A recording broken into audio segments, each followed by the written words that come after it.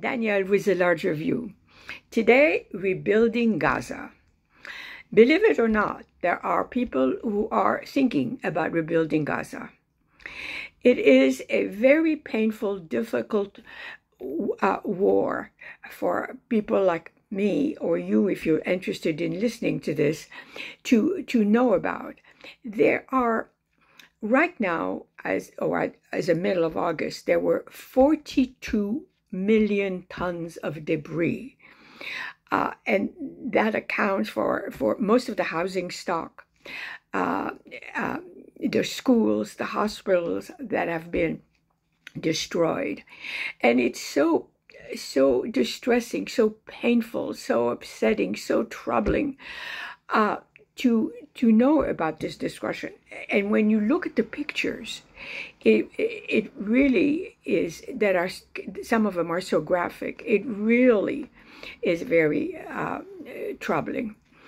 But the fact that the very people in Doha who are talking about a ceasefire and the end of the war and a post-war scenario for Gaza are also having parallel discussions about reconstruction.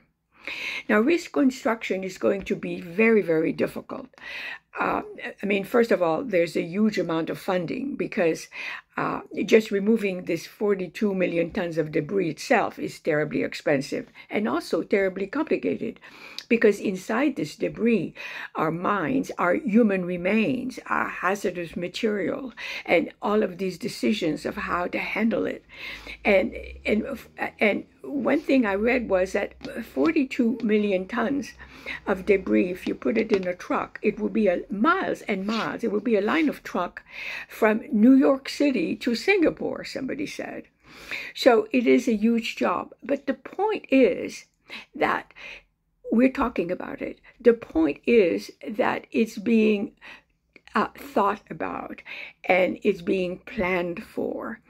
And because there is a realization that the war will end, the war needs to end. And when it ends, that's when the real hard work begins. And that is the takeaway from my reading this very long article in Bloomberg and other places about the destruction and the rebuilding of Gaza. And I hope that that is also something that you take away, that there is an expanded reality, a larger way of looking at the war in Gaza, which is to include the reconstruction of it. Thank you for listening.